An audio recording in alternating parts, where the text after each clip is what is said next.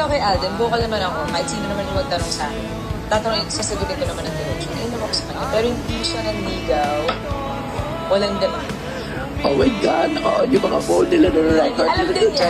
Very vocal. Kung vocal ako sa lahat ng tao. Pati kay Alden. Alam ni Alden yun. Sinabi ko naman sa kanya rin. Pero hindi siya nanligaw.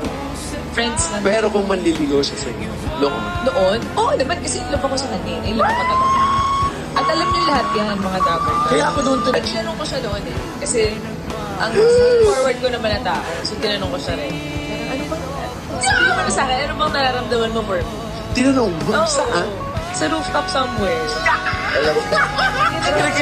Ayan, ngayon kinilig si Paolo. Direct ako tinanong sa kanya. Gusto ko lang malaman. Sabi ko, kung ano naman yan, tatanggapin ko naman. Sa New Kailangan ko York lang ba yan? malaman. Please no ba dyan? Sa New York. Hindi, dito lang ito. Ibang rooftop pa. Ibang rooftop na sa New York. Tapos ayun, nasabi lang niya, hindi ko pwedeng sabihin sa'yo kasi mawawala yung Sabi, relationship din namin ni Alden off-cam.